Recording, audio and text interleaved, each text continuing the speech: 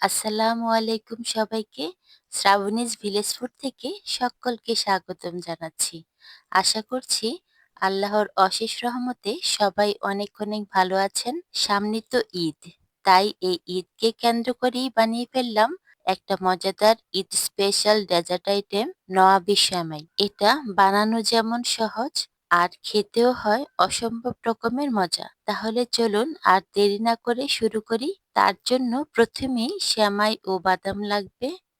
সেমাইটা হাত দিয়ে কিছুটা ভেঙে দিব আর বাদাম ও কিশমিশগুলো কেটে নেব। তারপর একটি ফ্রাই প্যানে বাটার দিয়ে মৃদু আঁচে 2 থেকে 3 মিনিট বাদামগুলো ভেজে নেব। ভাজা হয়ে গেলে একটি পাত্রে উঠিয়ে রাখবো। আবারও প্যানে বাটার দিয়ে সামান্য জর্দা রং দিয়ে দিব কালারটা সুন্দর আসার জন্য। আপনারা চাইলে রংটা না দিতে চাইলে স্কিপ করতে পারেন।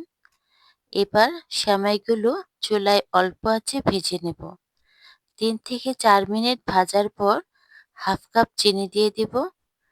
তারপর 3 টেবিল চামচ পাউডার মিল্ক দিয়ে ভালো করে মিশিয়ে নেব।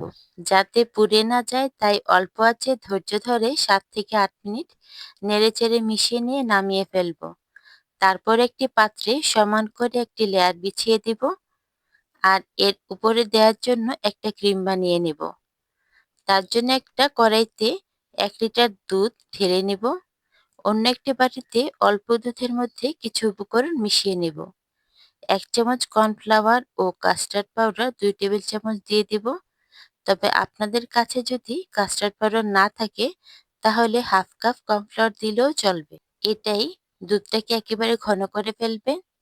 3 টেবিল চামচ পাউডার মিল্ক দিয়ে ভালো করে এই 3টে উপকরণ দিয়ে মিশিয়ে নিব। তারপর কড়াইতে দুধটা যখন ফুটে উঠবে তখন সামান্য লবণ দিয়ে দিব আর বাটিতে রাখা দুধটাও ঢেলে দিব। ভালো করে নেড়ে মিশিয়ে নিব।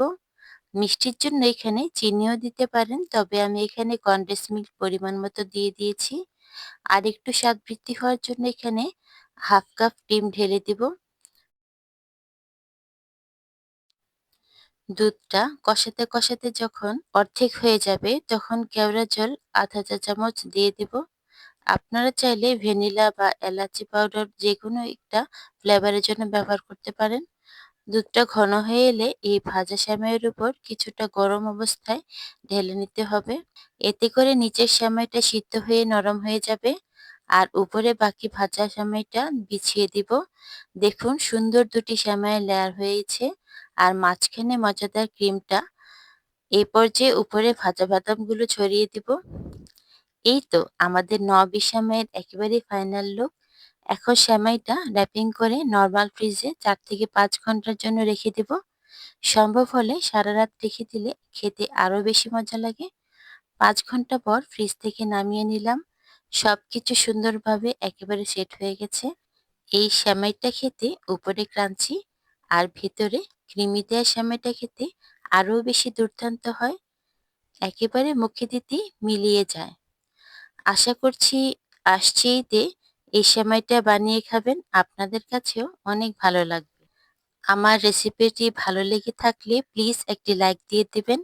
আর এই ধরনের নিত্য নতুন সহজ ভিডিও পেতে আমার চ্যানেলটাকে অবশ্যই সাবস্ক্রাইব করে আমার পাশেই থেকে যেতে পারেন। আর আপনি যদি ফেসবুক থেকে ভিডিওটি দেখে থাকেন তাহলে পেজটাকে ফলো দিতে পারেন।